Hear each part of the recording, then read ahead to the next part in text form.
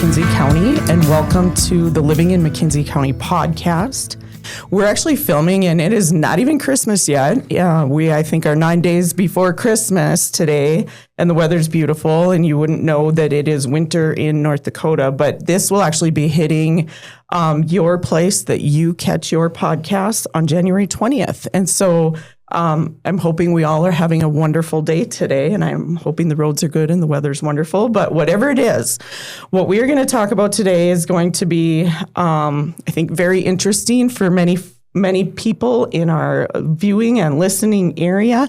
And 2 weeks ago, our first 2026 episode, we are talking to the Bakken Area Skills Center administration and some overview of administration and programs.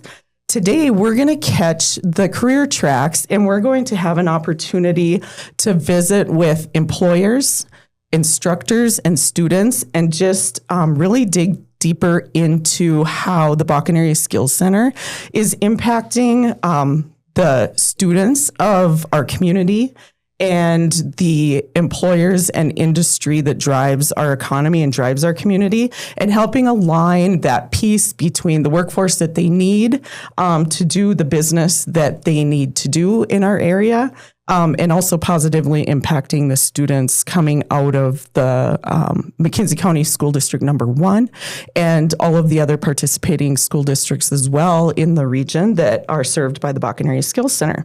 So with that, we are going to go around the room today. And again, we are with the heavy equipment operator program participants and industry partners. And we're just going to have a nice casual conversation after we go through self-introductions.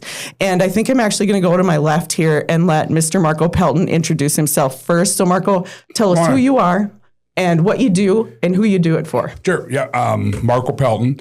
So I work for a tractor and equipment company. We're the Caterpillar dealership that serves the western half of the state, but McKenzie County, Williams County in particular. So I actually live here in Wofford City, but work out of Williston. T&E, as a lot of people call us, we're the official Caterpillar dealer, and so I've been working with the Bakken Area Skills Center on some loaning or getting them some equipment for them to use for the hands-on part. I've been doing this job. I think I'm just went over my 11-year anniversary. And so my role within the company is I do I do sales and rentals primarily, but the official title would be an account manager. So we basically I field the phone calls for everything and just kind of help my customers and our clients find the right people. Is it fair to say, Marco, that we've built a few things in this area over the last 11 years? It has certainly been it's been a tremendously great place to sell Caterpillar equipment. I will say that, yes. Excellent. My son, who is a junior, this all started the boom as it sparked off, and now it's just turned into a full-blown energy industry. But we always joked he loved watching the big equipment, and there was always a project going on between our ranch and town. And so we got to see a lot of the CAT equipment moving big things around, doing great projects, and creating the infrastructure that we need to keep the industry moving. That is, kind of along those lines. Anytime I get somebody from my company that's like from Seattle, like we're actually based out of Seattle originally, we get people out here that ride with us. Everybody always comments, there's machinery everywhere you look. You just drive around, there's yellow iron that's just everywhere. So they said it's just crazy for really as kind of small as the place is, there's just a tremendous amount of dirt work. Yep. Absolutely. Cool. Well, thank you for serving our community, and thank you for your partnership with the Bakken Area Skills Center. We have Mr. Adams with us as well, George Adams. And George, tell us a little bit about how you got here, how long you've been here, and the work that you do at the Bakken Area Skills Center. Yeah, so I'm George Adams, and I work at the Bakken Area Skills Center, teach CDL and heavy equipment. I have a background in construction and mostly in road maintenance. And then I also was a teacher and a track and field coach. And so the opportunity was presented to me, and to kind of marry the two, because that's exactly what I'm doing, is coaching these students on how to run equipment, and to try and get a foothold in this deal. So that's kind of how I got kind of around here. Was all over the place coaching in North Dakota, and that's kind of how I got to where I'm at. Excellent. And I think we talked about this a little bit, but let's share it with the listeners. This is your second year? Correct. This is my second year. It's been a whole new beast teaching CDL and heavy equipment. It's not like a traditional class. And so, going through and, like with a history class, you're going to do PowerPoint presentations and show videos. And that's what I was teaching beforehand. And so a little bit of me reverts back into that. And yes, that does have a place, but then you're also having to try the bigger part is teaching the actual skill and driving and giving kids project. And that's been a new, not necessarily a new challenge, but been an exciting thing to kind of grasp onto and fall into. And so as a teacher, it's just a little bit different than what you're going to see in a traditional classroom, but it's really fun and exciting, and you get to see growth in different areas than just on a screen or a piece of paper. Well, I appreciate how you've already kind of drawn a little bit of the contrast between traditional learning platforms and the learning platforms over at the Bakken Area Skills Center, our Northwest Regional CTE Center of Excellence. But we're going to have an opportunity to even dig a little deeper into the details of that. Isaac Wolf, will you please share with the viewing public a little bit about yourself and what you're doing at the Bakken Area Skills Center? Yeah. My name is Isaac Wolf. I take the heavy equipment class at the BASC. I'm in the second stage of it, pretty much, HEO 2 right now. T&E brings us a bunch of equipment, a skid steer and an excavator. That's a really nice opportunity to be able to go out back behind the BASC and dig up all the fields out there. Dig big holes, mill them back in. Maybe tell the listeners, the first time I heard the term sandbox, I was like, I don't get it. Tell everybody what a sandbox is. Sandbox is just a sectioned zone where we get to do whatever we want with the equipment. So right now we did a retaining pond, and we finished that right before the first snowfall, right before it. Yeah, like, it's literally the day before. Yeah. And then the other classes dug a trench. Last year we dug a trench, and then hopefully next year we can make the sandbox a little bit bigger. I think it needs just to be a little bit bigger. Nice. So you actually have a retention pond, and it sounds like tomorrow, 40 degrees, you might get to see how it holds.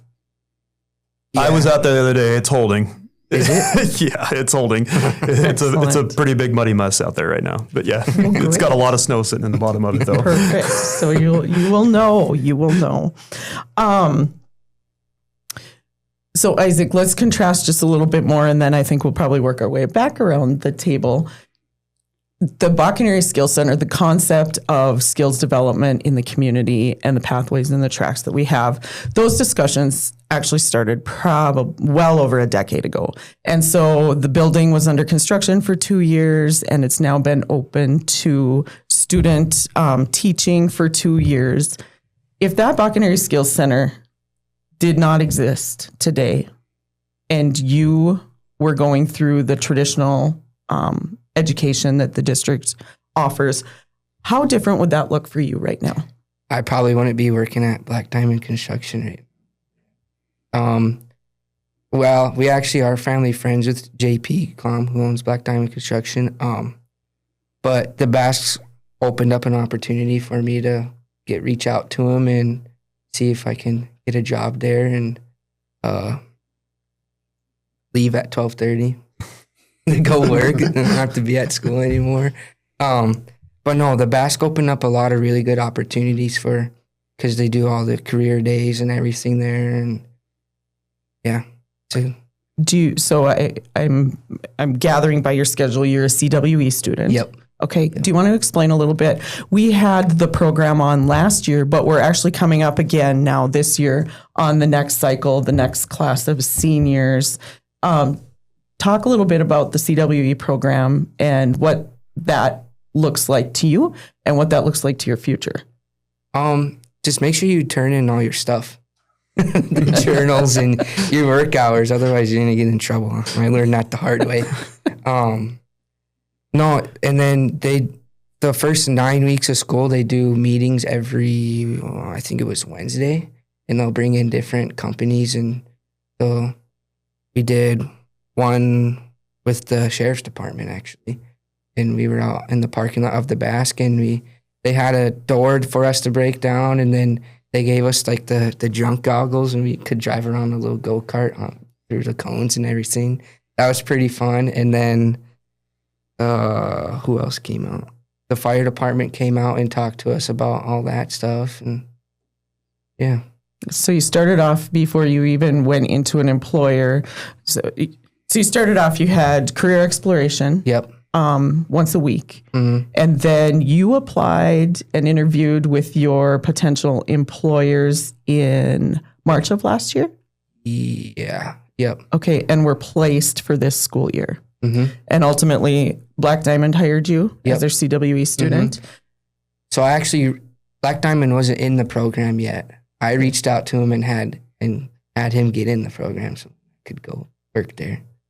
Excellent. And that is a good reflection of leadership and willing to be a self-starter. So we've actually had two CWE students in our building, not actually with the city, with community development, but in our building. And so we had Aiden Pelton 2 years ago, and we have Amelia Wisness this year. And both of those are kind of the same situation, reached out, could we do essentially an internship with you? And so I think it's a great opportunity for employers to get engaged with the students. And it's a great opportunity really for the students to see if they like the work itself and really test drive an employer ultimately in the future, potentially. So have you enjoyed it? Yeah, a lot. Cool. I really enjoyed it. And so if you weren't using your hands, learning skills and techniques with equipment operation, what would you be doing? Probably trying to figure it out myself without a teacher. And learning about Shakespeare and stuff? Yeah. Yeah. Okay. Well, sorry to the English teachers out there for that little pun, but very good. And a shout out to Black Diamond for saying yes to your request. Mm-hmm. That's great. Yeah. That's excellent. So Mr. Adams, can you talk a little bit more about what the curriculum looks like? And I know Isaac said he's in heavy equipment operation 2. Correct. Can you kind of talk through what 1 is, what 2 is, and then all of the ancillary pieces that students who are interested in this pathway have the opportunity to explore along the way? Well, we'll see how far I can get on that. How does Perfect. that sound? Yes, that sounds great. No, heavy equipment 1 is it's about as basic as it gets for a construction course. I mean, we talk about our the different types of equipment there is. So like we have a wide range of students that'll come in. We got guys like Isaac that have been around equipment probably his whole life. And then we have students that have never even sniffed the inside of a tractor cab or anything like that. So that class will literally talk about what is a tracked piece of equipment, what is a wheeled piece of, what's a rubber tire piece of equipment. And then it also will talk about a lot of the different lifestyles that will take place in the heavy equipment industry. So it's not a typical industry that, I mean, you go kind of all over the country. I mean, we're going to talk mostly about McKenzie County, but if you go all over the country, working in construction, a lot of times you get this time of year, you're not doing a whole as much work as what you typically would be. I mean, we're blessed that we're in a region where we do, but a lot of places they at least slow down quite a little bit. And so we talk about how you have to budget your money and things like that. So living in motel rooms and stuff, like I lived in motel rooms quite a little bit when I worked construction. And that's what that first class kind of goes through. There's a lot of the lifestyle stuff and then a lot of the basic, this is what this piece of equipment is, so that you're not just blindsided if you go out into the industry straight away from heavy equipment 1. Heavy equipment 2, which what Isaac's in, it's actually called basic grade and construction math. And so we get into talking about how to figure out volumes and areas and things like that. So you can and how maybe concrete and asphalt are going to have a different weight and loadage so that they will have a different volume whenever you go to order a load of concrete or order a load of asphalt or gravel or limestone or whatever it is that you're possibly doing. So there's a lot of actual, well, I like to call it functional math, real math, since we can bag on some other subjects here. It's the math that you're going to use every day, no matter what or not every day, but no matter what job you're in, you're going to use that math. And so that's kind of what we really look at there. We also look at slopes, rise over run. So like our retaining pond that we built, we put everything in at a 4-to-1 slope. And that's what these guys actually put into practice while they're out there making that retaining pond. And then it also looks at blueprints, how to read blueprints, how to read plans. So there's kind of a lot more technical work in that class. It's kind of the put your money where your mouth is. Are you really serious about this program or not? That class is going to weed out the people who aren't as super serious. Then the next class is equipment fundamentals, which would be heavy equipment 3. And that class will get to deeper dive into it. So it will look into what are equipment that are used in a quarry, or what is used to do pipeline work, or, just more specifics of what that equipment is, what it's used for, and so it covers kind of a wide range of topics. But the main key of that class is actually to get more hands-on time and to try and get people into equipment, non-simulators, more at that point in their curriculum. And then heavy equipment 4 looks at basic maintenance. So it's not necessarily a diesel tech class, but if you're working around heavy equipment, both these guys are already shaking their head. They already know the answer to that. You at least got to know how to check the oil, check the hydraulic, your hydraulic fluid, where your air filters are, some of those types of things. I myself have never been a mechanic. I'm not a good mechanic. I'm not good when stuff breaks down. I get extremely mad at it. I'd rather call Marco and have Marco send some tech out to come fix my equipment than I would me have to deal with any of it. But this is still a class that if something breaks down, you can actually be able to tell somebody like Marco, hey, we've broke a tooth on this part of the bucket and it needs fixed, or on the track, or whatever it possibly is. So like I said, these students that have no background can at least get a little bit of knowing some of that, so that when they do get out in the industry, they can actually put that information forward for if something does break down. Or, you just got to know it for your pre-trip inspection every morning before you go out and get in it anyway. So that's the 4 classes. All 4 of them are 1 semester class. Like I said, we're a pretty new program.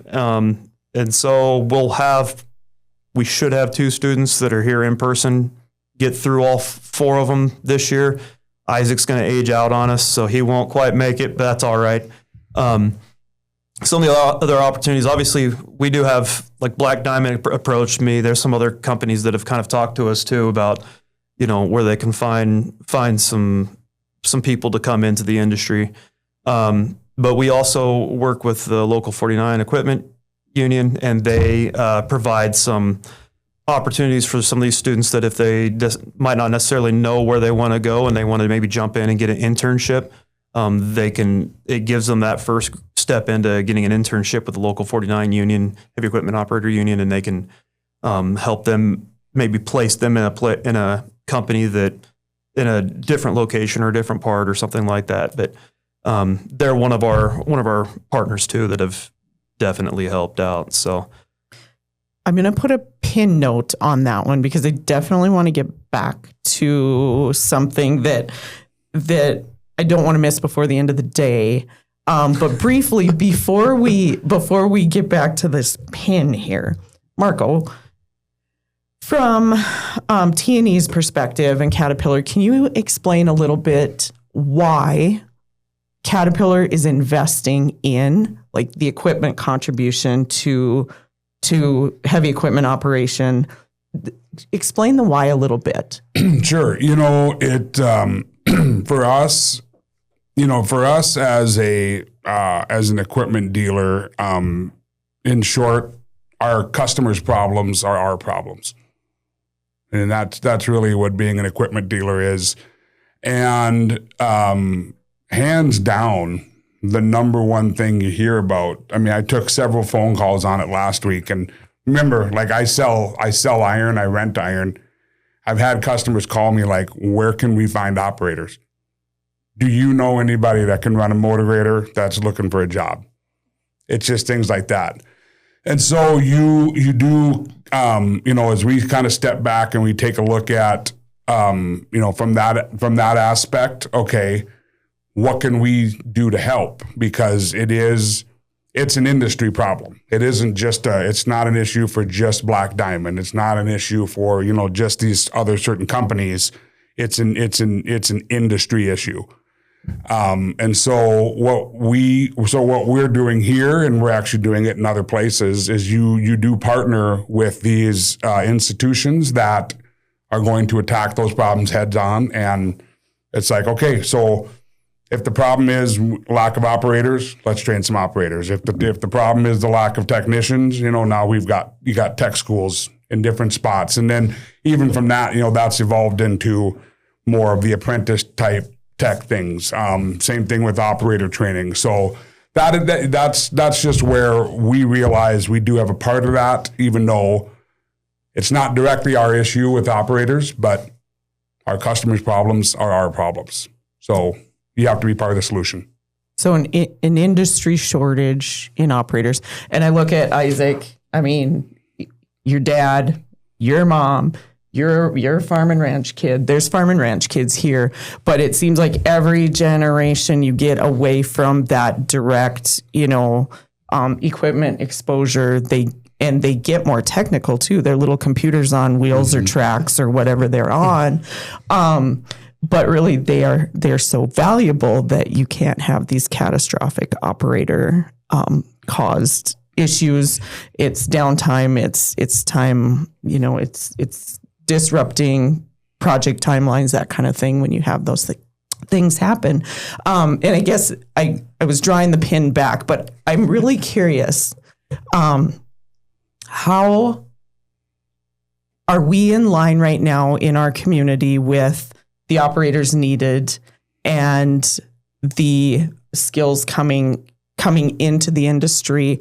Or Mr. Adams, do you need more industry partners stepping up and hosting CWE students in the future? I would honestly say that the more we can get going, the better it would be for everybody involved. So if we can get more industry partners that want to jump in and host some CWE students, that'd be great. The other side of that too is, because we're a new program, we're still growing. We're still getting our foot set in there. I mean, like I said, right now the class that Isaac's in is a combined class. We combine heavy equipment 2, 3, and 4 all in one block class period so we can work on these bigger projects together. Right now there's only 4 students in that class. Well, next semester that number's going to get up to about 6 or 8. I can't remember. I think it's 8. So we're going to double in size. And eventually it's going to branch out there to where it's going to get even bigger than that. But it's one of those things that takes us a little bit of time to get our footing. And there's a lot of people, though, that have already, like Marco has already talked about, there's people looking for equipment operators. That's actually how, like Isaac talked about his job there. JP literally called and said, I need operators. Do you have anybody? I don't care how green they are. Well, I got green guys. I can put some green guys out there. I got some for you. But one of the things that I guess I kind of try and stress too is, it's not just learning the skill. I mean, yeah, we can teach you how to move the bucket. We could teach you how to turn the machine on and off and do that stuff to where you can be a stick puller. And we want you not just to be stick puller or even to the point where you're an operator, but where you're a good employee too. So having a responsibility and things like that, that's part of the showing up on time, doing the whole job all the way to the finish. And those are things that we really stressed about. Like, case in point, we're working on that retaining pond. We get out there and we get to the point, we shoot everything into grade, find out our grade is really off. And I pulled the whole class together, and Isaac he might even remember this day. And I pulled the whole class in together and I say, here's our options. Either our option is we're going to have to reshape our slopes to fix our grade, or we change how we want to have our grade set and go maybe to a 5-to-1 slope or something like that to be able to change the pond. And I said, gentlemen, it's your project. I'm okay with whatever your decision is. Let's just go. I'll go with whatever you want to do, and we'll go from there. And there was a little bit of him hawing for probably 2 minutes, and then one of the students just said, we said we were going to make it 4-to-1. Let's make it 4-to-1. Let's do it right. And Isaac said, well, if we're going to do it right, let's do it right now. And those guys just all jumped right back to it and jumped in it and they all got going. And I think we literally finished it within like 3 days of that meeting happening, that we could be outside. And I don't want to say I can care less about the equipment operation part. That's not what Marco wants to hear either. I honestly care. I care a lot about how good of a student we put out as far as their being able to run the equipment. I care more about that part, that they want to do it right, and then they're going to make sure they do it and do it fast, because they knew that we were going to be under a deadline of weather coming, and they just jumped right out there and attacked the problem and got into it. And I think that there's a lot of people that look at, especially this younger generation, and they think, oh, they don't want to work hard, they don't want to do that. And then it's right there in front of your eyes. All you got to do is just get them in the right spot, and they do that thing. And like Isaac is a guy that not only I'm going to brag on him a little bit here and make him blush a little bit, but that's fine. Not only does he's one of our good operators, he's a guy that I've seen enough behind him, because I've been in different areas of leadership, to know eventually he's probably going to be a foreman, or he's going to own his own company or something, or maybe a project supervisor or manager or something like that. He's going to move on past that step of just being a laborer or an operator. Well, I give him opportunities to be a foreman there in class and help lead and instruct some of the other students as to where they need to be at with the equipment. And, I might say something like, hey, you need to go let so-and-so know that we need the mini excavator over at such and such spot, and they need to start scraping away or something like that. Go do that for me. And Isaac walks across the sandbox, goes and tells them, and it's nobody questions what we're doing, because I'm doing that with all of them. So everybody knows that that's how to get that professional way of speaking to each other. And yeah, that's in my opinion, that's a massive part about what we're doing in that class too. It's not just the learning to be an operator and pulling the sticks and getting them out there. We got to have guys that, yeah, they know how to run the equipment, but a lot of these companies will teach these guys how they want their equipment run. I just got to give them the basic skills on that, and then how they can actually fit into the mold and fit into that crew to be a productive member of that crew. That's more important to me than anything else. Because I've been on the other side of that, where I've had to try and make people that important member of that crew. And sometimes it works, sometimes it doesn't. And I just want to give these guys the opportunity to succeed. Excellent. I think that because our time is getting short, we won't get too much into this, but I will just probably throw this out real briefly and get your thoughts on this. I think oftentimes, when we're envisioning for our children or our students coming up in our community, this concept that you need to go off to a 4-year institution. We were just on a trip last week with my brother-in-law and my sister-in-law, and he's a physician and she's an attorney. And we started talking about, what that pathway looked like for them to get to where they're at. And, today you look at the trades and the deficit and the shortfall in those skills needed and in those team members with those additional soft skills needed.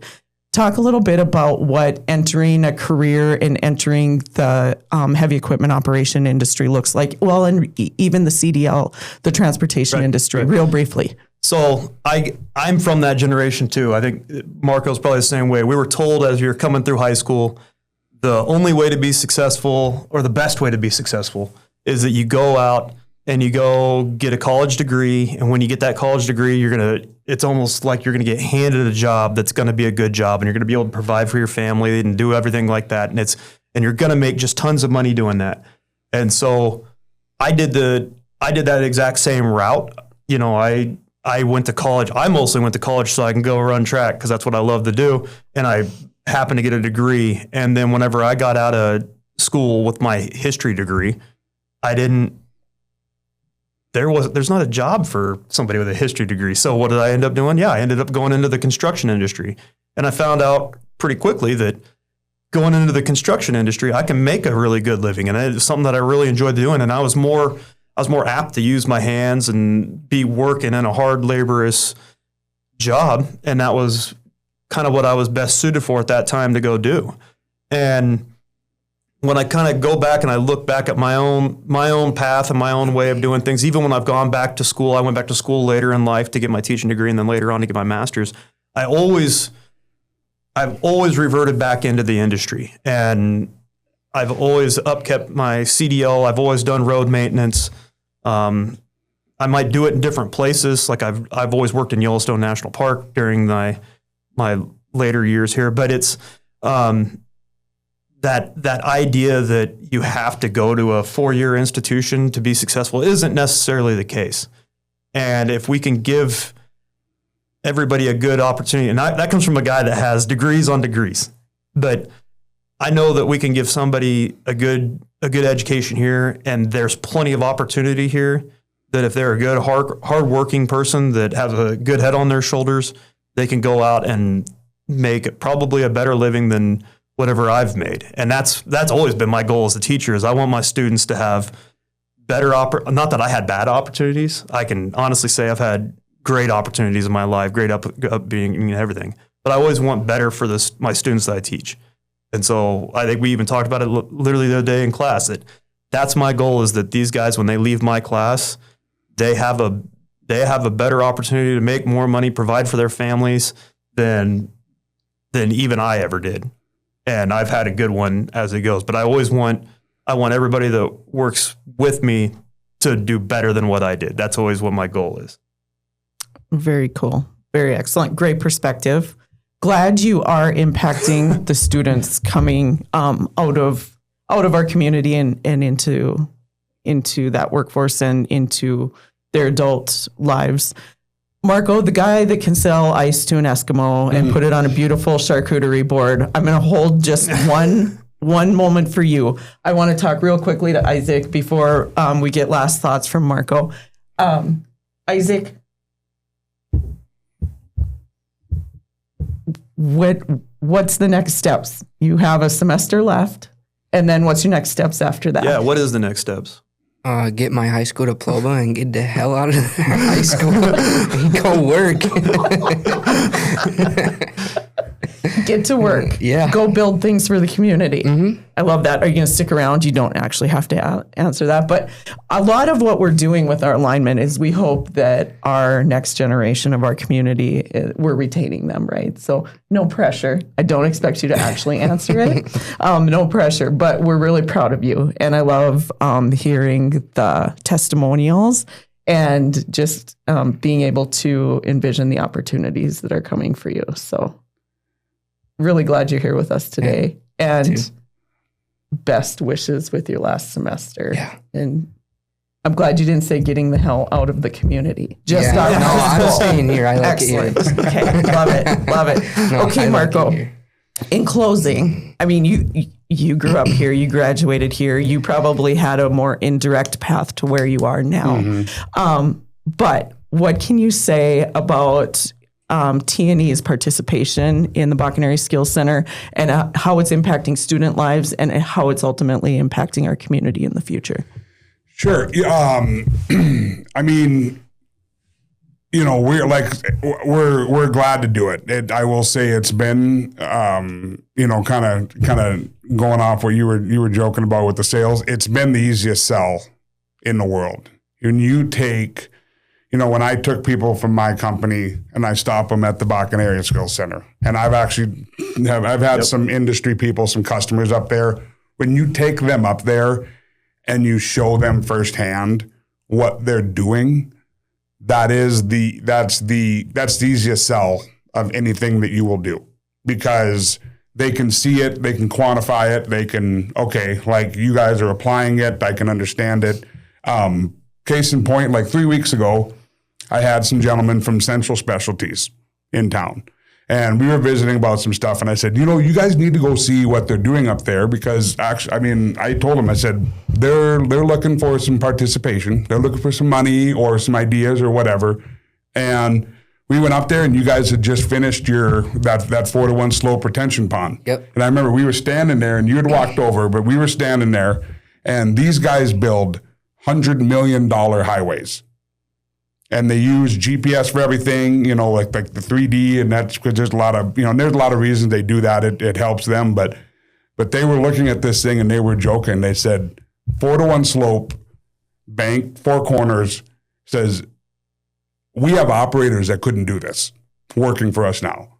So this is what you have high school kids doing and learning, and they're applying it, and it's such a solid foundation for what's needed to be successful down the road. And so, like I said, that's what makes it such an easy sale for anything, is because when you just see what they are doing, it's whether it's Black Diamond, any company out there is going to come look, they're going to have 20 ideas. I can use this with my company for this, and that. And so that's like I said, so for us to be a part of it, it's a no-brainer. So one last question. And I feel like I gave my son some really bad directional advice here, maybe 18 months ago. But George, where does your program max out? When is the Bakken Skills Center construction, heavy equipment operator trades, when are you full? As in when? What do you mean? Like, how many students is your capacity to be able to absorb? How many pieces of equipment can Marco give me? No, our entry level class, I think we can take probably. Now they're not going to get as much seat time, but we have simulators and things like that too that we start people in. So we actually have 5 simulators that the students get to work. Well, they have to use them first before we even put them in any piece of equipment outside anyway. That entry-level class, we can run pretty close to 20. And then like the heavy equipment 2, 3, and 4, that's all together in one block class. And just because we're trying to get those guys seat time as much as possible, we're probably right around 12 is about where we're going to cap it at for our in-person students. Now, that doesn't mean we won't maybe potentially, we get enough interest from students and things like that, which I think we're closer to getting that than we even want to admit. We maybe do add another block at a different time of the day and things like that. We also are trying to service students in different school districts and things like that. I think between my CDL and my heavy equipment class, I counted it up this fall. I service students in 20 different school districts across the state of North Dakota, but we're hoping my students that are here in this area, the Watford City kids, the Alexander kids, and the Newtown Partial, and our regional students, those are the ones that we really want to put an extra emphasis on them. We get them extra time. Marco even got to come visit with some of our regional students that we're trying to work with, and that's been another challenge there onto all itself. But I'm going to try and help everybody that wants to go this route get into it as best that I can with the conditions we got. And but I guess for our in-person students right now, yeah, we're probably looking right around 20 for our entry-level class. And that entry-level class, there'll be kids that figure out, hey, maybe this isn't for me. Maybe I do want to go do something different, because there's a difference between watching it when you're going down the road or on TV or on a computer, as opposed to sitting in the machine and then you're actually pulling dirt. That's that does kind of separate some people. And so it does kind of cut itself down to where I think it'll be a little bit more manageable. But that's, we're going to give everybody that we possibly can the opportunity to have them go as far as we can. Like I said, we have people that are in Isaac's class that started with, had never even had, closest thing they've been to a piece of Caterpillar equipment is looking at it out the window as they're driving down the road. And now they're one of our better excavator operators. And to make it all come full circle, hopefully one of these days, these guys are renting equipment from Marco and he's selling them stuff on the side. I don't know, but yeah, that's kind of the whole goal, is to make it work for everybody, not just for me, or not just for him, or not just for them. It's to make all three of it kind of all come together.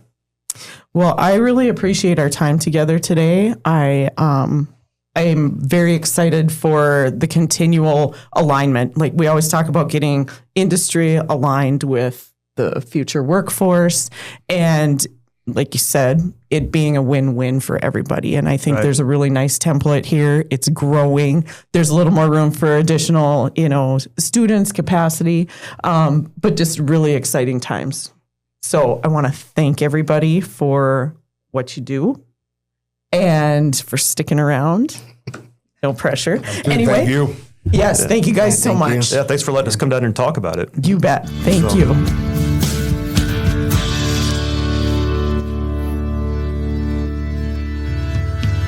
Well, welcome McKenzie County to the Living in McKenzie County podcast.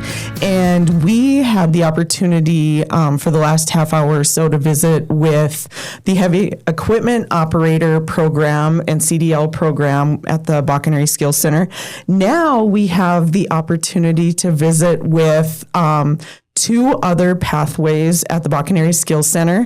And so we're going to spend some time learning about the welding program, the industrial welding program, and also the building trades and construction tech program.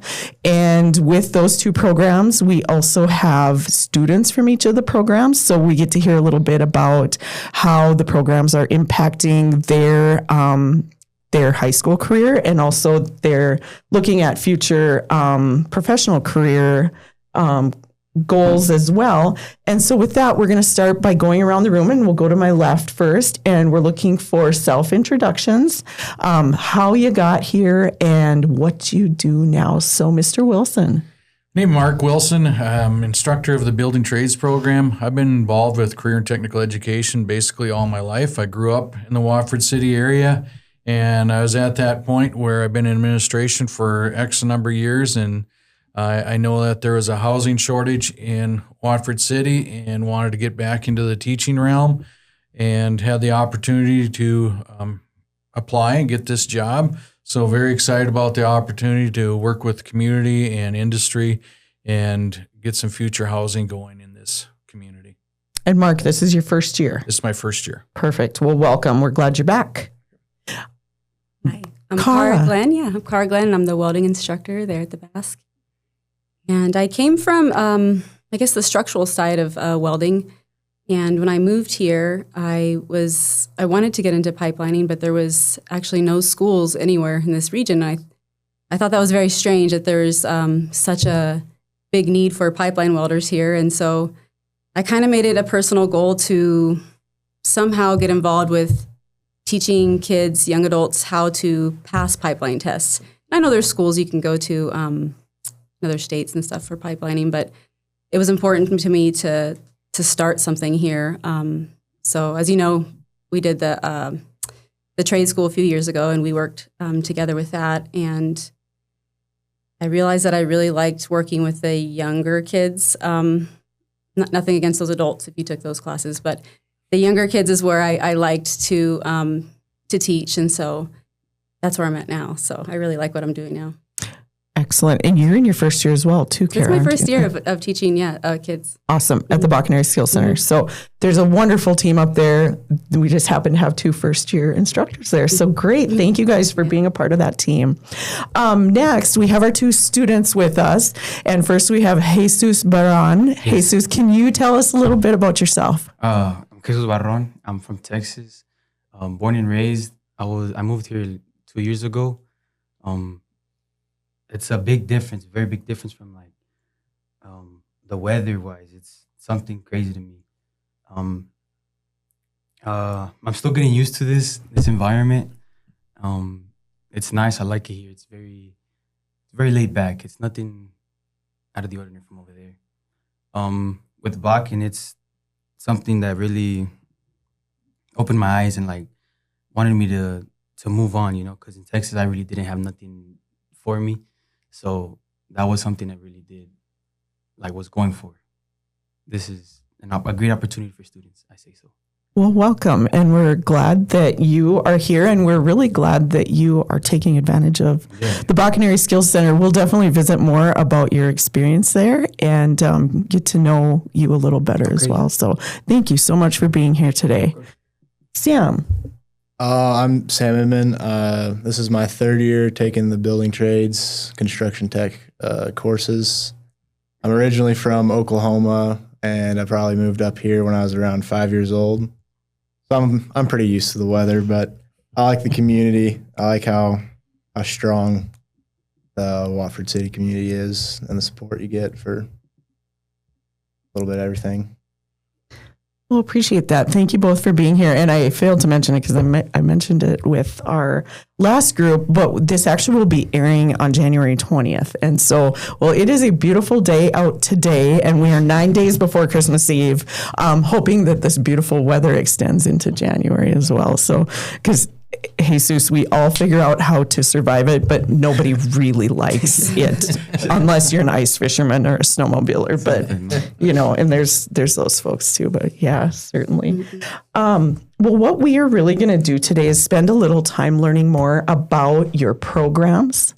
And for the listeners out there, really what the students are experiencing in those programs. And I think we are spending a little time contrasting too, if the Bakken Area Skills Center didn't exist and the investment in the future of skills development and youth development wasn't happening, really where you guys would be. And what we heard last session from Isaac Wolf was he'd probably be in a classroom, not necessarily enjoying himself as much as he does right now. So let's start over here again with Mr. Wilson and talk a little bit about what your program and your curriculum looks like. And I know the students we have in today, because the Bakken Area Skills Center has only been open for a year and a half. And so some of you won't get through the full program before you run out of years in your high school career. But let's talk about those who start as freshmen, go through the entire thing, what that curriculum looks like for them. In the building trades, what we're really trying to do is structure it so that when they complete as a senior, they have the opportunity of understanding the full concept of what it takes to build a house. And so what we do is we basically start out with some real basic mathematics and learning a lot about the tools and way to utilize math, even though math isn't very well liked in the whole program. But I think they are realizing how important math is. We'll start out. Our goal is obviously to help them understand laying out the common floor trusses, floor joists, and building the walls and what it takes and all the different types of materials that you can use. Laying out your walls where it comes into studs and your jack and king studs for framing out windows. We can go on and on. What our goal is also now we're going to start working more and more on rafters and trusses. Work with the industry partner to get some key measurements on there, because if you would cut rafters on some certain lengths, they just don't make the wood that tall, so you have to utilize a truss engineering component. So we're working on all those types of different things. Our future goal is obviously to involve more with electricians, HVAC, plumbing, and drywall work, all the different types of careers that come into doing building trades. We hope to do that. The goal that we want to eventually get to is actually have a summer internship program, so a group of students could work during the summer and really learn the full aspects of being involved with different subcontractors, what it takes to build a house. So really cool. We spent, and I think we will today too, spend a little time talking about the CWE program, but the idea, that concept of that summer internship when 75% of the construction happens in North Dakota, that's exciting. And so that's kind of a goal within your program, Mark? Yes, it is. Excellent. Yep. Glad to hear that. That's really exciting. Okay, I'm going to get off kilter here, but I'm going to skip over to Sam because we're going to stick in the construction trades area. Sam, tell us a little bit about what you have done to this point and what you hope to see next year as a senior. Well, up to this point, built quite a few sheds you can see around the back of the BASC. But with this house project, I've learned quite a bit of just how a house is actually built and what goes into it and all the different parts of it and how it all works. But I'd say this class has helped me learn how to actually use math in a understandable way. Because, I mean, I'm not a big classroom person, so it just helps me apply.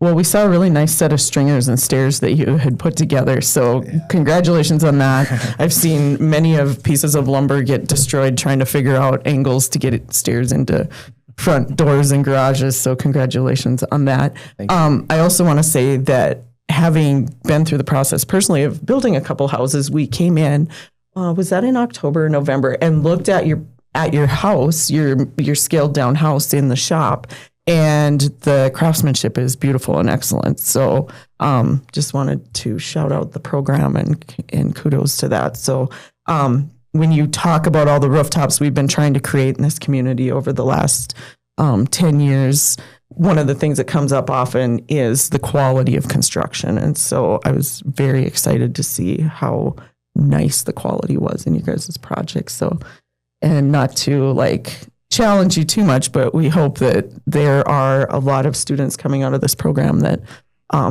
get to build houses and rooftops for community members in our community. So thank you. And glad that you're finding a reason to use math because it's a real thing. So unfortunately.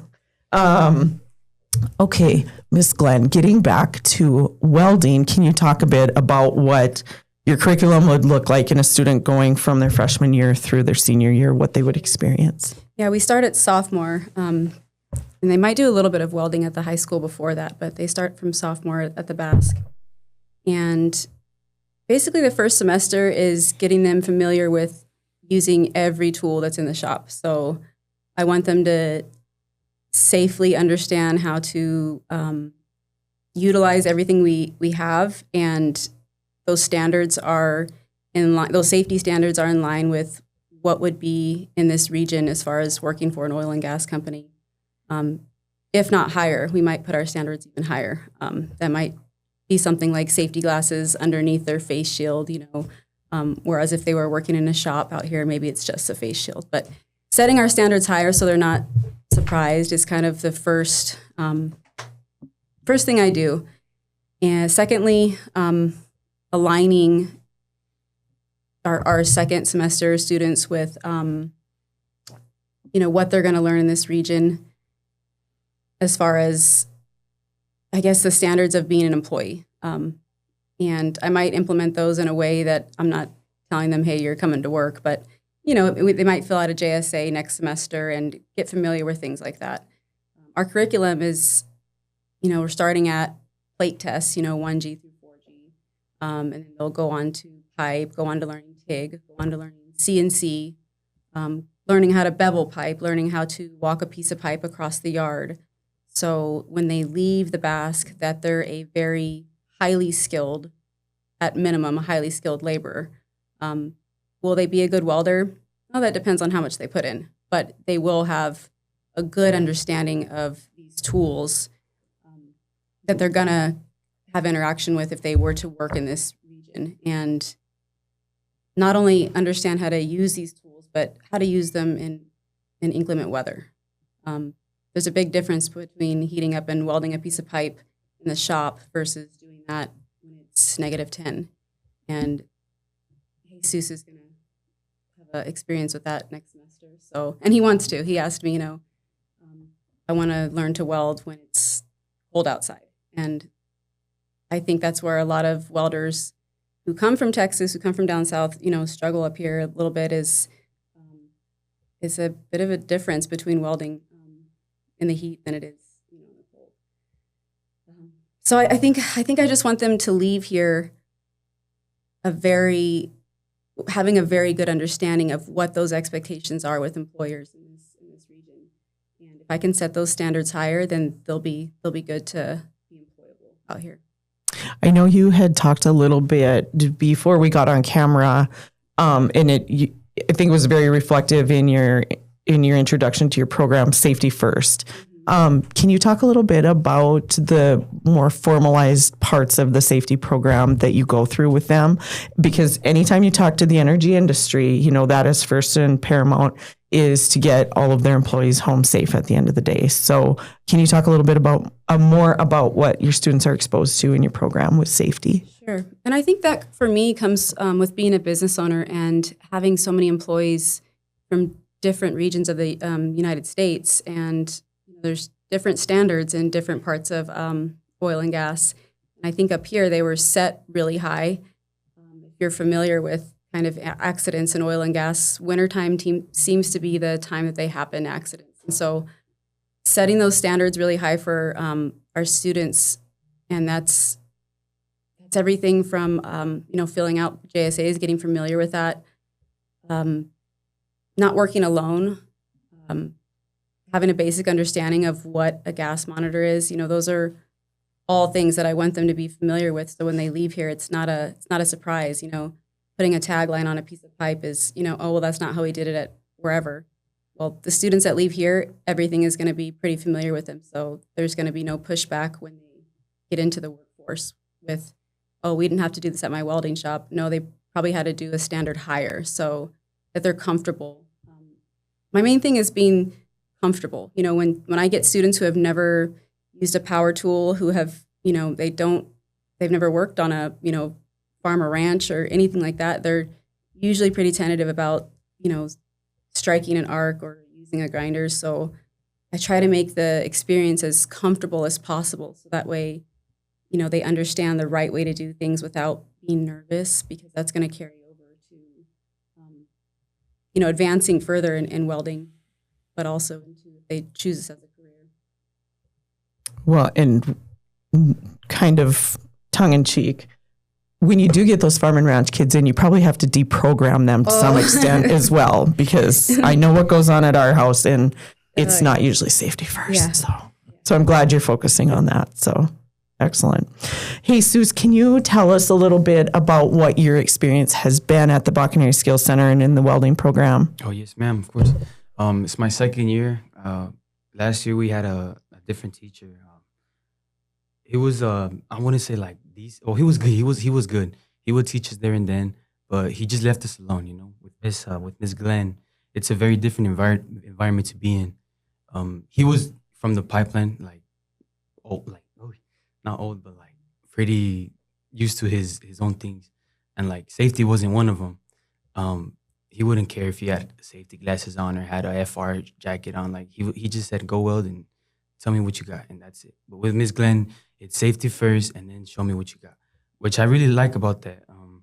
It shows how much she cares and like how much she puts into the whole welding program.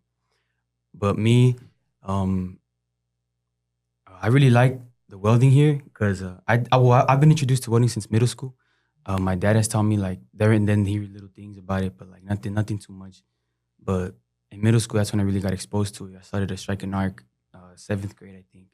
And from there on, I've just been addicted to that light, the arc. From what I've learned in my other high school, my sophomore year, the teaching's very different also. It's like I've been taught by 3 different instructors, and everyone has their own piece of advice and techniques and little do gimmicks, It's all, everything's different. But with Miss Glenn, it is like the most high I've learned from. I like to, me personally, to do my work and like welding, I like to be alone, but at the same time, having someone next to me to see where I'm doing like bad and wrong, like good and bad. I like to be in the shop maybe like half the day, I want to say, because I just like being in the shop. I can't be in no classroom. It's nothing for me, I've always tried to focus in school, but it's not for me, I guess. The shop was what really caught my attention. In the BASC itself, the environment of it, it's very amazing. The people you get to meet and like different backgrounds you get to hear, it's pretty cool. But yet again, it's kind of the same thing because they're born here and raised here in McKenzie. So it's like 50-50. You get a little bit of everything and just kind of the same thing. But yeah, overall, I've had a great experience here at the Bakken. I still got a semester left, so it's going to be fun, just right along. Do you kind of have it sounds like you've been welding or exposed to welding for a while now. Yeah. Is that your goal for a career? Oh, yes, of course. I want to be self-contracted. I want to be a self-contracted welder with my own rig. Maybe soon, like not soon, but like later, have my own company as like in the pipeline, just from self-contracted to a company owner. So that's what I really, really want. That's excellent. That's great. That's wonderful to hear. So we've talked a little bit about the programs. And in our last segment, we had some industry to kind of bounce or verify this off of. And I think you guys come from industry, have connections to industry, know industry. Are your programs, do you have room to grow your programs more and still have students going into skills that the industry can absorb? Like, tell us about the balance between the need and the capacity. I know in building trades, that is the ultimate goal. It's just going to take some time to build into those different skill levels and different trades. However, the core of it, we'd love to be able to have it structured so that when they go in, they understand the basic framing and what it takes to put that house together, but also have different fields that come into play would be your electrician, your plumbing, and even your excavating that comes into play, which is nice that we have the heavy equipment operated program at the BASC.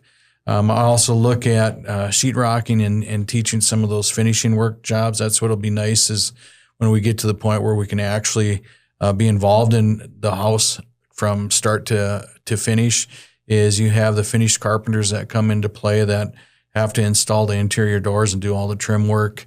And also you end up doing the stain work. You got the texturing, all the different painting. There's so many different careers that once we can start getting more of those interwound into the overall curriculum, I think it's going to open the door for a lot of students and see what career path they want to take and be involved in. I always think it's interesting when you start talking about the trades and you look at a house. There are so many aspects to that, and I'm sure in the energy industry it's that way too. You have this industry and you start breaking down all of the skills you need within that to build the infrastructure to tie these two locations together, these two, processing plants, all of the things that go into that.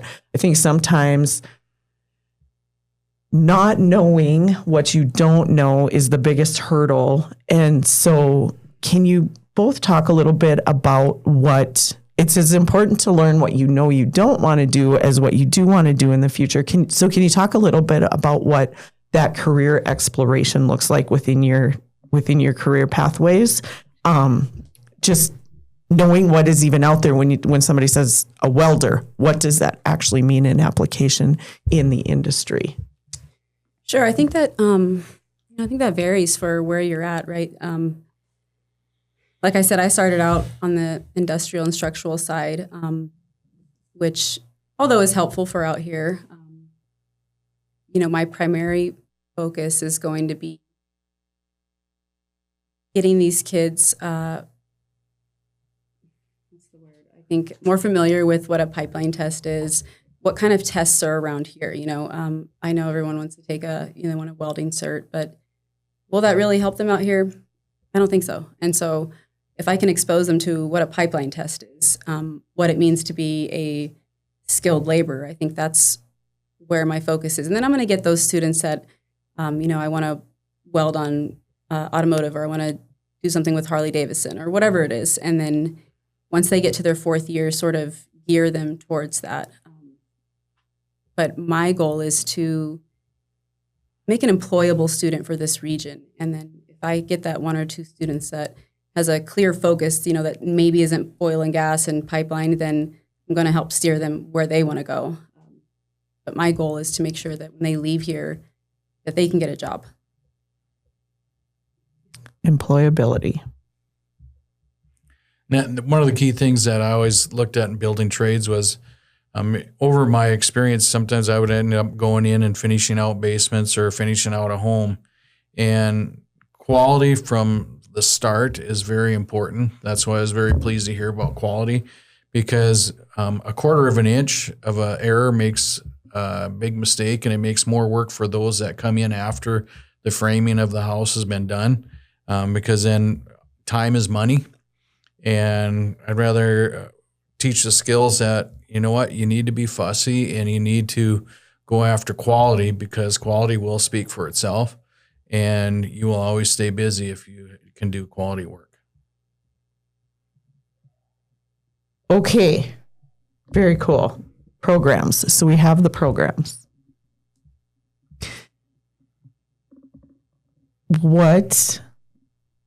Give us a little more insight, Jesus and Sam, on if these programs weren't here, if you didn't have the opportunity to dig into construction trades and learn the different aspects of that industry, or if you weren't able to dig into the welding industry and learn more about the different aspects of that, what do you think you would be doing right now to prepare for your future careers? Well, I know that the BASC has helped me figure out what I want to do when I get out of high school. I know that I don't necessarily want to go into carpentry as my first plan, like plan A, but it's definitely plan B. But if I didn't have the BASC, I guess I wouldn't know what I would want to do, but it's always good to have these kind of skills going through life.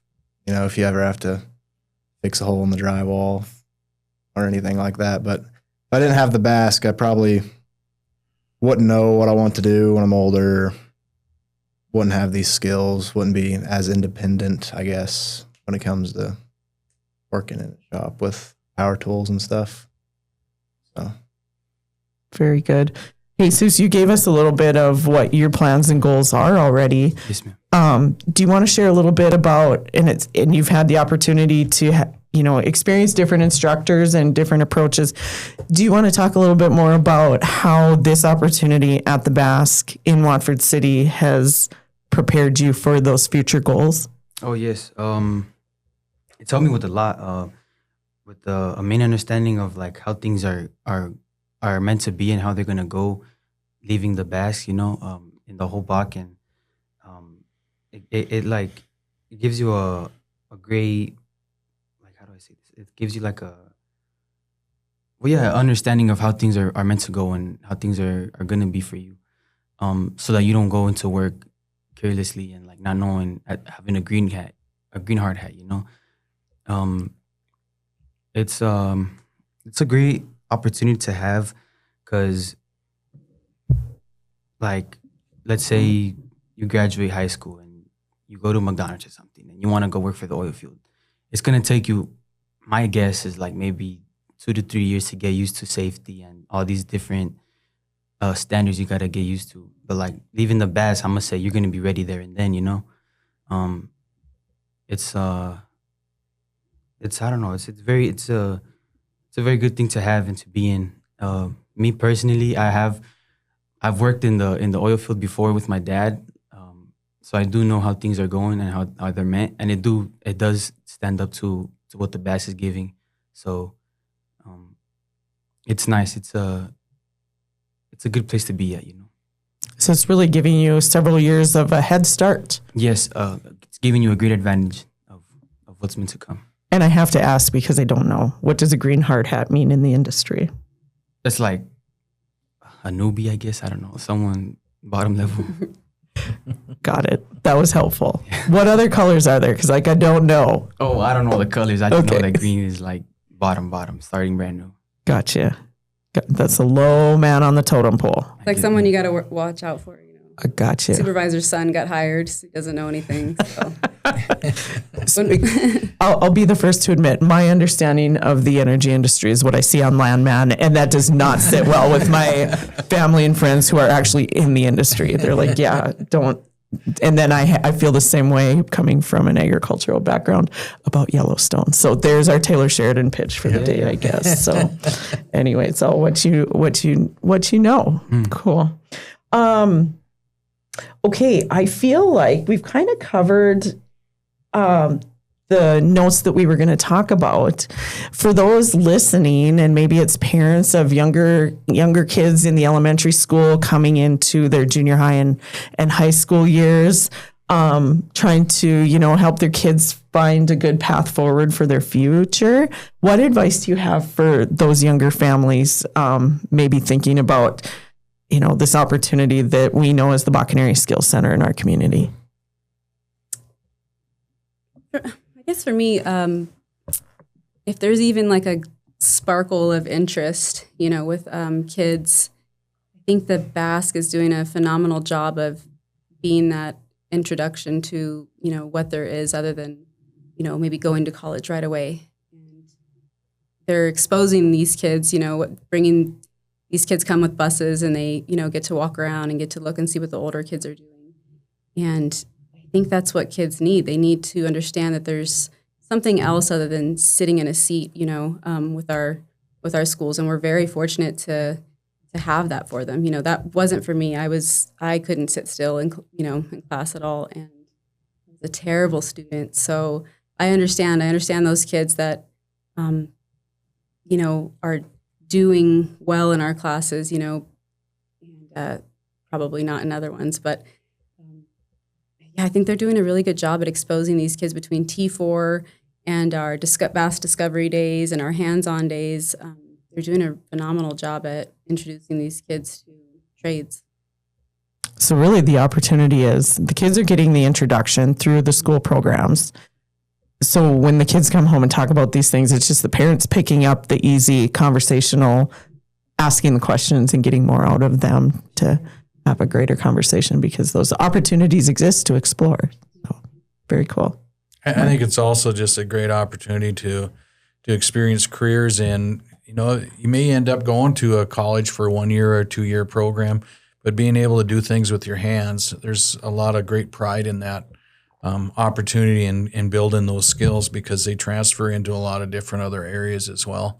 And when it comes in those, speaking on the building trade side, I've had the opportunity to build homes and be part of building my own and remodeling. And I feel very confident that that's a skill that a lot of people that want to be able to utilize power tools safely and learn how to make some changes to their existing future or existing home or structure where they're at least they are going to know some background and have some skills that they can do that. Very good. So there's a little bit of a statistic that job service tracks for us in our region. We're Region 1, which is Divide, Williams, and McKenzie County. Over the next 15 years, we need to grow our workforce by 10,000 people. They're projecting. And so not to put the students on the spot, not to put Sam and Jesus on the spot, but do you guys intend to stick around and be part of that 10,000 people that we need in the future, or are you guys going to go explore the country for a while? No, I'm going to go straight into the work. I don't know. Just, I'm not really like a vacation type of guy. I like using my hands a lot, so I can't be still or out vacationing, just chilling. I don't know. I got to be doing something. And I don't know. I think I may just stick around until maybe I retire working. I don't know. I've just always been used to working since I was little. I don't know. Well, what the energy industry folks are telling us is that all the infrastructure that we have in our area now, we need all of that over again. Like they need double the infrastructure to get the next 85% of the oil out of the ground because they are just getting started now. So there's probably work for you to do here. So we're glad you're willing to deal with the winters and learn how to weld in the cold. So Sam, how about you? My plan A is not to stick around. I'm not a big fan of the weather, but I would like to stay in this community. I really enjoy being in McKenzie County and in Watford City. It's just been a great place to live and a great place to be, and love the people I'm around. So I'd like to stay in the community and help build it and help get homes on the ground and whatnot. Well, we love to hear that, because those 10,000 people need a place to live, and it should be in Watford City. So excellent. Well, I want to thank you guys all for being here today and growing that workforce that both our energy industry needs and everybody who we want to live here needs. And so we just thank you all for all the work you do. Thank you, students, for being engaged and involved in the community. We're just so thankful you are all here. So thank you guys so much. Thank you. Thank you.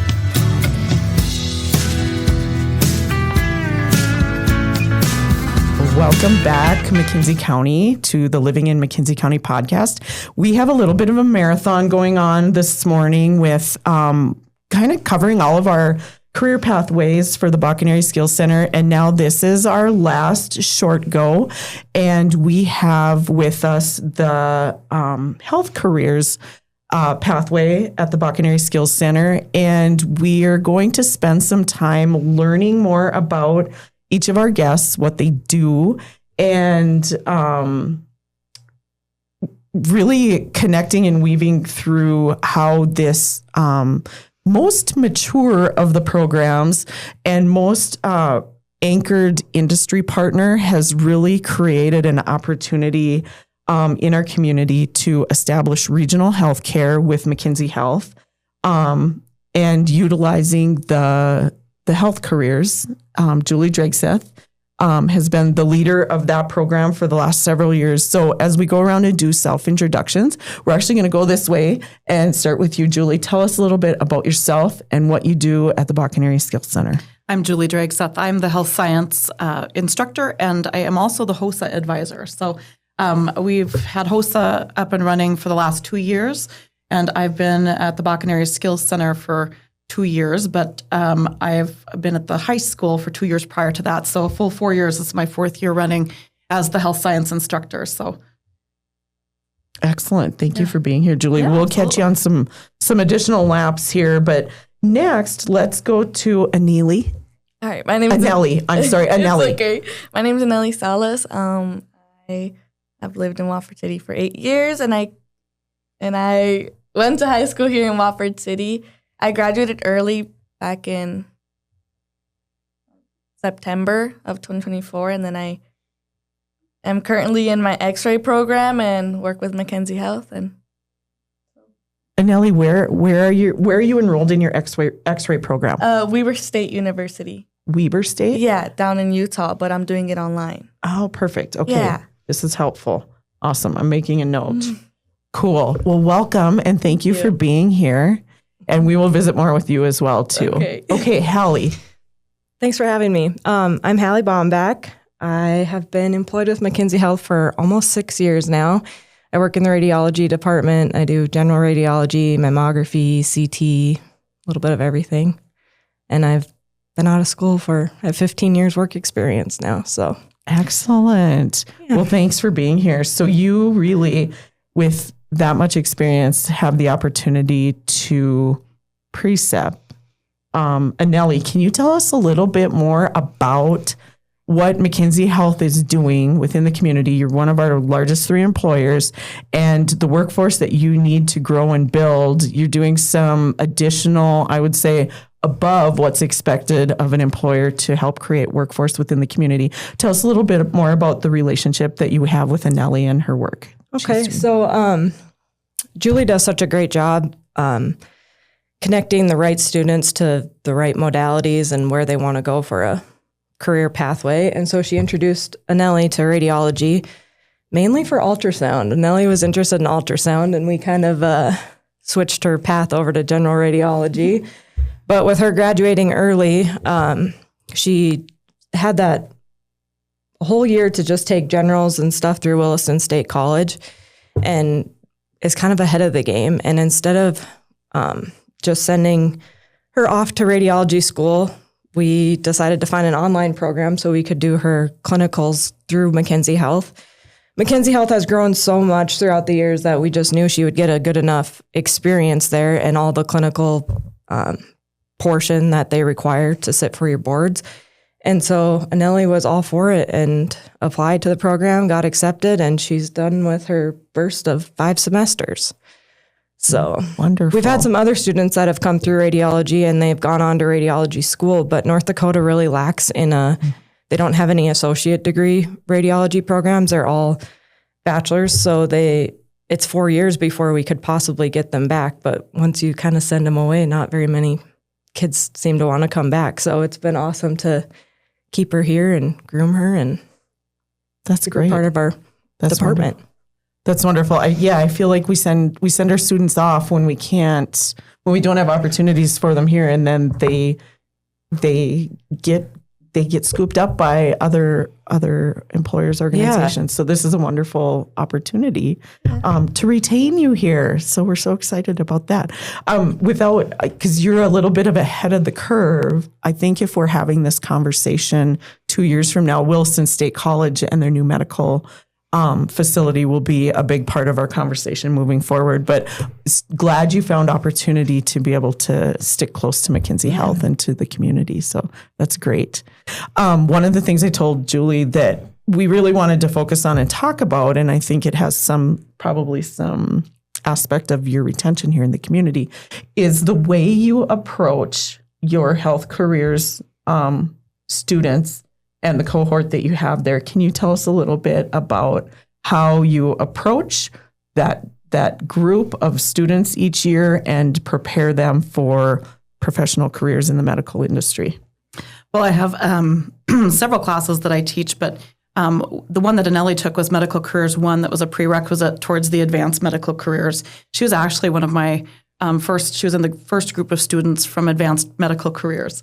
And so that was my first year teaching advanced careers. And I had this kind of, I guess, brainchild that, I come from recruiting and HR in the industry, and I recognized that there was so much lacking in our workforce and like how to be a good employee. That's something that we just kind of think everybody should know. And so I decided that I was going to have a class on how to teach students how to be a good employee, gain more skills in healthcare, and that's what the advanced careers class did.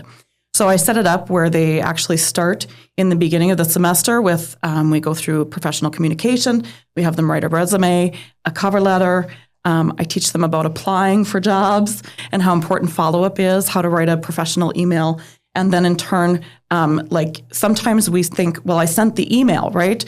Somebody should have gotten that. Well, follow up with a phone call. Right? Because a lot of times everybody's inbox is overflowing. And so if you want a job, go get it. Like that, healthcare, there shouldn't be any reason why there isn't anybody that's interested in being able to get a job. And so it's just that follow-up that's important. And so we teach that initially. Then we have classroom jobs that they have to apply for. They have to interview for them. The only one that doesn't have to necessarily have an interview is the class manager position. And that one in particular, we have the student body actually, or the class actually votes on that individual because they're essentially going to be the overseer of the entire group.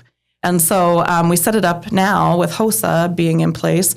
We actually set it up as an implementation team. So now that we have HOSA up and running, my C-class, I call it C-class, but our CEOs essentially, or our CFOs, they are our actual officers for HOSA. And my implementation team is my advanced careers kids. So we actually set it up with a chain of command. So they have to know what chain of command is. They have to be able to understand that you can't just go all the way up the ladder and go straight to the CEO when you have a problem.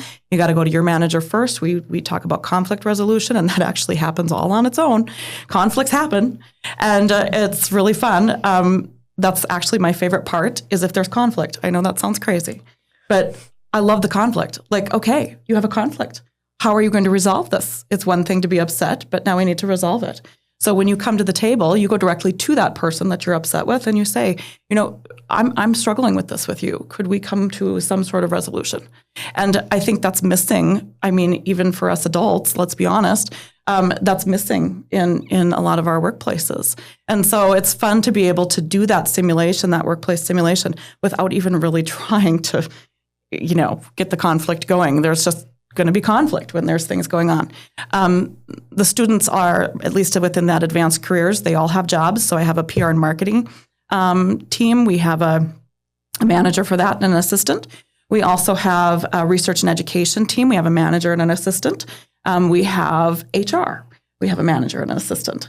And then we also have a fundraising coordinator, a volunteer coordinator. So they're responsible for all of these different events that we run through HOSA.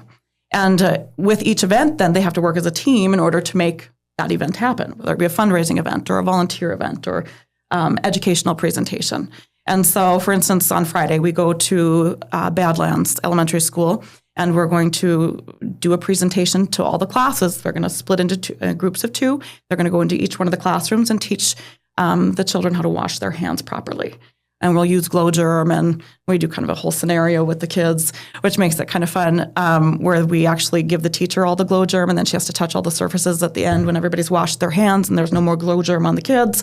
Well, then there's glow germ all over still. Who's the germy one? And it ends up being their teacher. And so it kind of makes it fun. And so we teach them how to properly wash their hands. I mean, that's just one of the things we do. We do a lot of volunteer things with the nursing home and the assisted living. And then it's up to my fundraising and volunteer coordinator to then come up with those plans. And they call the individuals or email them first. If they don't get a reply, then they have to call them and talk on the phone, which is, I know, sounds like a small thing, but it's a big thing. We have a lot of students who just have never had that responsibility to have to actually call somebody. And so we're working on soft skills in this class so that when they leave me, they're ready, like Anneli was ready. They're ready to work. They're ready to go into the career field, or they're ready to go to college. And hopefully through work-based learning, we have a great work-based learning coordinator, Mrs. Leach, and through that, we can connect our industries to our kids. And, I have a lot of connections at the hospital, of course, because I work there. And so it's really easy for me to say, I've got a really great kid here. This one's going to fit perfect for you. And it was wonderful to know that we have Hallie in her radiology department. They have just been phenomenal with my kids. And I always joke with them, well, you guys stop being so great, you're stealing all my nurses. And so, because we do have job shadows in that medical careers class along with the advanced medical careers. And so, so we kind of try to put it all together so that by the time the kids leave me, they're ready. And I guess that's my goal, is to make them successful in whatever they choose. Maybe they choose to do something other than healthcare, and that's okay too.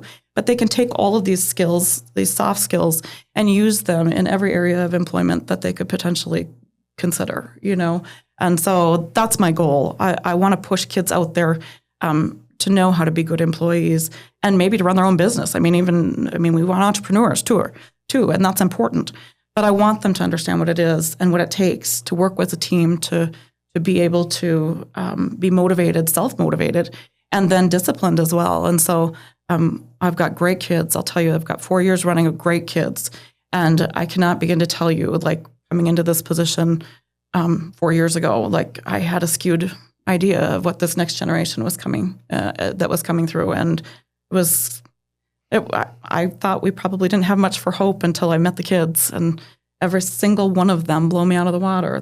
They're phenomenal kids, and I am just so fortunate to be just a small piece of their world for a short period of time, and watch them blossom into these phenomenal people. And so it's fun to watch. It's fun to watch. I just was telling them out in the hall that Anneli's one of my kids in radiology. I have another kid that's in marketing. At the hospital, I have another student that's in working in urgent care as a CNA. I have another student on the floor as a CNA in med-surg. I have another student that's working, 2 students actually, at the eye clinic. And I get to go out into the community and like see that. That is the most fulfilling thing ever. Like, I love that. That's awesome. I love the story. I love that we're 4 years into it and your program is creating and building and growing a workforce that we need in our community. Because although McKenzie Health is a very large employer for us and provides much needed medical care to our community, we have really an ecosystem of healthcare within our community, which is kind of special and unique to a community our size. So start the snowball and it starts to grow itself. So this is excellent to hear that retention piece and yeah, I love that. I'm glad you're tracking them. Great to hear it. Exciting. Let's talk a little bit more, Anneli, from your perspective as a student. If the Bakken Area Skills Center didn't exist, and if the school district and its partner school districts hadn't invested in this resource, what do you think your career path would have looked like? Would it look different, or do you think you would have found your way regardless? I think it would look different. If I wouldn't have gone into medical careers, I feel like I wouldn't have graduated early and started up in Williston. I feel like I wouldn't be able to job shadow and know what I was interested in. I feel like I still wouldn't have known what I was going to do when I'm older. I feel like I would have still been stuck. And being in medical careers really helped me. And like when we got CPR certified, like she introduced us to HIPAA, PPE, all that different stuff. Like it's something that you don't see in high school whenever there's no medical careers or anything. So I feel like I wouldn't have known what I would have wanted to do. I think that hearing Hallie explain that she maybe talked you into being a little more of a generalist and being able to support all of the rural health care needs, which I'm always on a mission on rural health care because it seems like, it's an expectation in urban areas. But at what point did urban health care matter more than rural health care? So I'm so pleased to hear this opportunity that you had to look at a more general approach and a rural clientele. So that, again, that retention piece is really exciting to me. Hallie, can you explain a little more about your experience over the last 4 years working with the Bakken Area Skills Center and the students of Julie's students there? Yeah, so when I first started here in 2020, it was COVID and there was like a lag year. We didn't really have any students, but then the first student I remember is Messina Garman, and she was phenomenal. She, just like Anneli, jumped right in, any tasks needed, helping move patients, just overall good attitude. You could just tell that's where they wanted to be. And she worked for us through the summer and then went back to school and then worked the next summer too. We had her hired like separately from a CWE student, which was really nice. And then we had Sawyer and Anneli, and it's just all the students that Julie finds for us, you can tell this is really where they shine and where they want to be. So we haven't had to like push for them to do extra things or like be interested in the field or jump in to help us out because they wanted to be there. And like this year we have Flynn as our student, and she too just helps out wherever needed, does her daily tasks. Just great experience overall for the students, and I'm hoping that they'll all continue to come back. Messina's in her X-ray program right now. Sawyer's in her second year at UMary. Anneli's in her X-ray program, and Flynn is yet to decide where to go. But hopefully Williston gets a radiology program up and running because North Dakota really lacks in the associates. A quick pathway to the workforce. When you have to wait 4 years, you do 2 years of general and 2 years of a radiology internship. It's a long time to get those students through a program and back working with us. So I really hope that Williston can come up with something that would help radiology, because radiology is a really high demand right now. We have a ton of travelers in our department right now, just to fill a big need, and all over the U.S., but North Dakota especially is really relying on travelers. So if we could figure out a way, like Anneli, she's 5 semesters and she's going to be done and working with us. And so I really think that's the way to go. Best bang for your buck. You can always continue your education afterwards. Go get a bachelor's. I myself have a master's degree, but we all take the same registry and we all start off at the same, no matter what kind of education background you have. Once you pass that test, you're a registered tech and everybody's on the same playing level. So Well, I'm always amazed at how phenomenal the experience is. Unfortunately, I've had to use the imaging department a few times over the last couple of years, but you guys do such a great job there. And a friend of ours and myself, we broke our legs at the same time in the same place, and we were comparing our images. And I'm like, my image is way better than yours. Anyway, it was kind of funny, but you guys do such a great job, and we don't have to leave town to do it. Exactly. We have wonderful equipment. Everything is very up to date. There's nothing that really needs replaced or anything. There's no reason to go anywhere else for your imaging when you can get it done right here in town. It's high quality and good care. Yeah, absolutely. Win-win.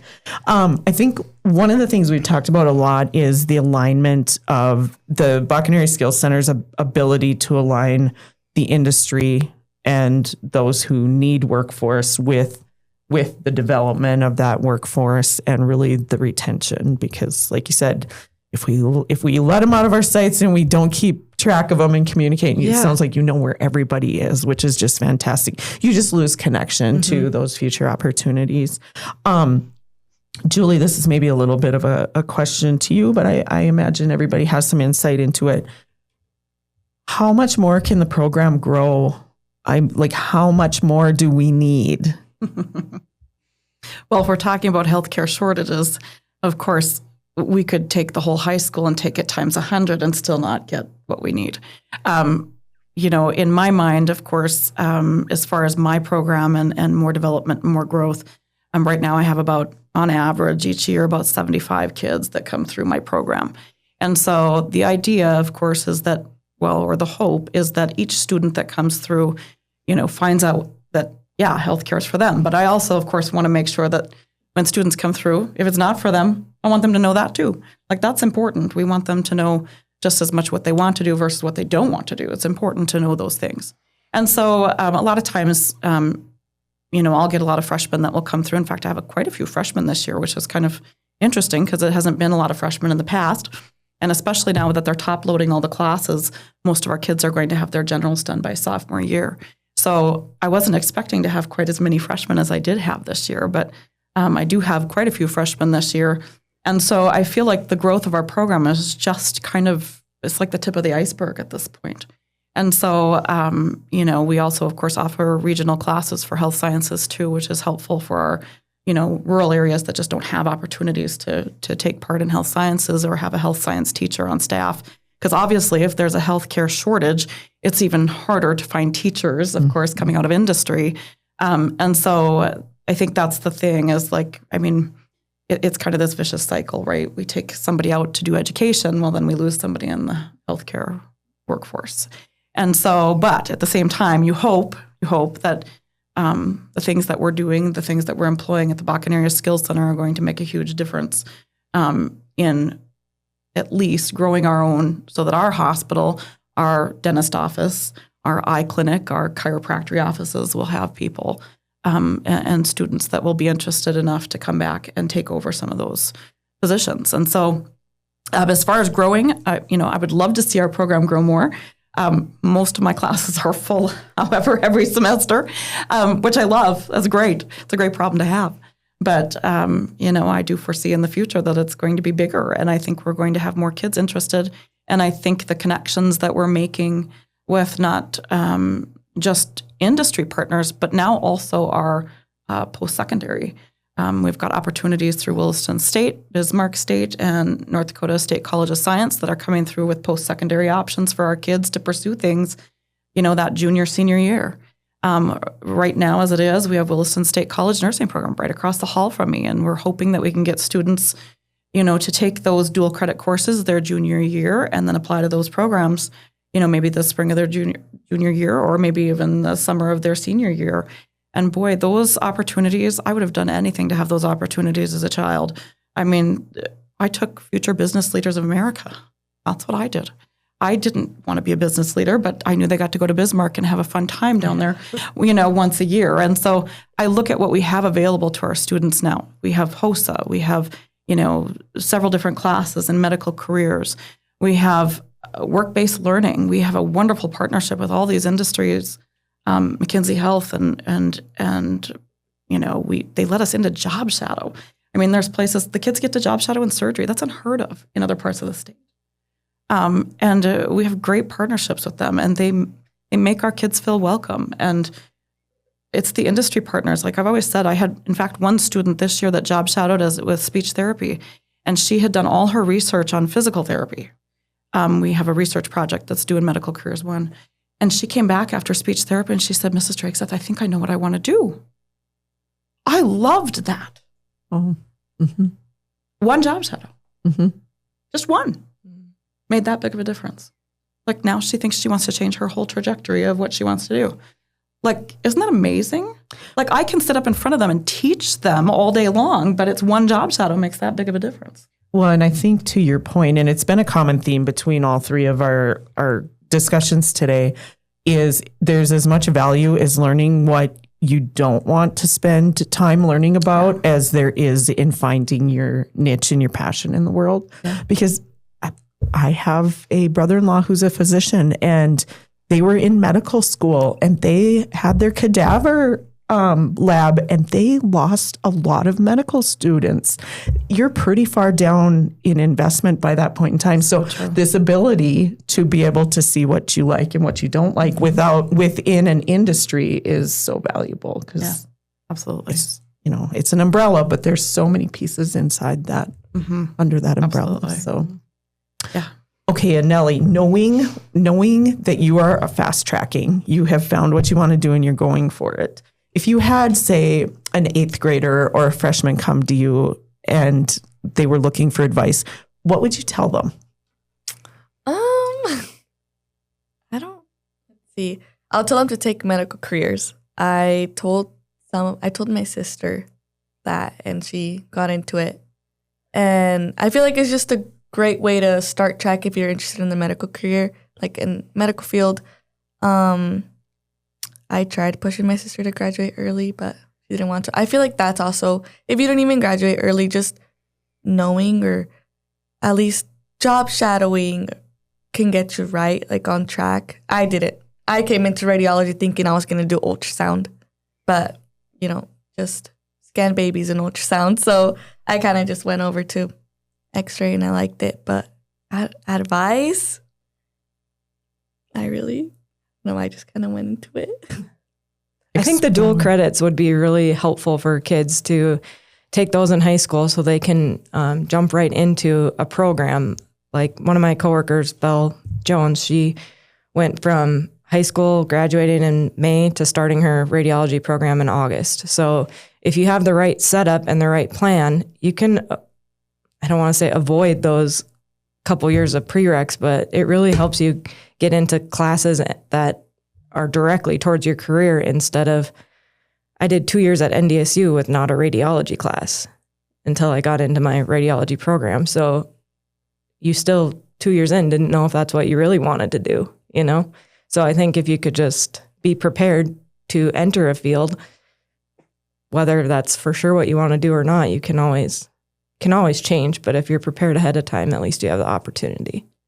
And so for the benefit of the listeners out there who have students who will be coming into I think they're doing it at junior high even now, but kind of being able to track that out to your point of dual credits, and you always need to be several years ahead of to not get detoured or lose efficiencies in the process.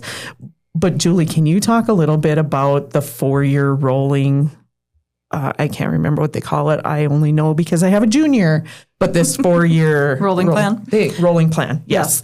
Well, I'm probably not the best person to speak to that, but I do know that they do meet regularly with each student, freshman through senior, to kind of get everything in order that they need. So with them doing all of these general courses, their freshman and sophomore year now, they have their junior year and senior year really to take on, whatever elective classes that they want, or go work extra or what have you. And so, and then we offer those dual credit college classes. So we have a dual credit anatomy physiology. We have a dual credit intro to psych. We have a dual credit developmental psych. I believe there's a dual credit college algebra. Now those are all, generals essentially that you're going to have to take when you go to your freshman year of college. And so for a lot of our students, they have that opportunity to get those out of the way. In doing so, for instance, if they want to apply to the nursing program here, they could potentially down the road. I think there's still things being worked out at this point between Williston State College and the Board of Nursing, but they could potentially be able to apply to the nursing program the spring of their junior year if they have those prereqs out of the way, which means they could be in the nursing program their senior year. That could potentially happen. I don't know where we're at on that, or if that's something that's going to they have it in other states where they have the opportunity for seniors to essentially get their LPN before they graduate. And so that is a potential. And like I say, I don't know where we're at with that at this point in time, but we do have that now. And of course, with the nursing shortage as it is, there's a shortage in every area, obviously, but the nursing shortage is not going to get better unless we start getting more of these students through these programs. And not saying that we should, push everybody through and think it's, great to have it done fast. That's not what I mean. But certainly I think there's a way to go about it so that the students that are ready for a program like that could potentially benefit from getting out a year or two earlier with a RN degree. I mean, that would be huge for our local hospital. And so I think there's opportunity for that in the future. And I think as we go along, I think we're going to have students that we can kind of pick out, similar to kind of how I did with radiology, and say, this student is going to be a great fit for you. And it's easy to see that because I sometimes get kids for 2 to 3 years, right? And so I can kind of pick out those ones and say, I think this would be a great thing for you, because obviously we want everybody to be successful. And so the last thing I would want to do is encourage somebody to go into a program that they're not going to be successful in. And so I want them to have success, because nothing kills drive more than failure sometimes. And so not that it's okay to fail, I'm not saying that, because you sometimes have to fail to find what you want to do. But I think for us to find those kids that are really driven for those particular areas is important. And we have a nursing program, like I say, right across the hall from me at the Bakken Area Skills Center, for what Williston State has. And it's a potential. Like, you can get your RN in Watford City. I mean, it's a hybrid program right now, but they're looking at having that as an option every other year. And so we have a lot of opportunities for these kids to take advantage of. And so I think, for us to continue to push kids to looking at that 4-year rolling plan and say, what do you think you might want to do? And then give them that opportunity freshman, sophomore year to explore. And then junior year, maybe they'll have it figured out. Like, that's the hope. Mm-hmm. Very excellent. Well, and I think to your point of, we don't want students to fail. Right. The greatest probably opportunity in life is to find something you're passionate about, so you really never work a day in your life. And so these opportunities to explore in those younger years really improves that opportunity to be able to do that. Hallie, I think you made the comment, and Julie, you made the comment. We're finding so many great fits in the imaging department. Shifting RNs, moving the things around, but really it's capacity building. So, like I said, we've got a great healthcare ecosystem in our community. We've got wonderful dentists, we've got wonderful optometrists, many other smaller clinics that provide services and specialty care. But I will tell you, Pete Edis and his vision for a regional healthcare system out from McKenzie Health has been something that's been, I think, really inspiring in a way when my office looks at how we diversify our economy. There's a really great opportunity there to continue to grow this regional healthcare concept. So with that, unless anybody else has anything burning on their mind that they want to make sure we don't miss in this half hour together, we're probably getting ready to wrap it up. But I want to say thank you to Hallie for being a mentor and bringing in people into your department that just kind of grow that that positive experience that the community feels when they come in for services. Thank you, Anelli, for staying. We appreciate it. We don't want to put bars around you and say you can't ever leave, but we're just so thankful that you're here and that you guys found a creative way and opportunity, and that you're fast tracking too. Like, we need you guys so much. So thank you. Julie, thank you for all you do. I hear how you approach the whole cohort of your students and growing those life skills and those professional skills, how important that is as we move forward as a community. And so with that, if anybody has anything, here's your last chance. Ready, set. Well, thank you guys so much. We appreciate you. Thank you for having us, Vanita.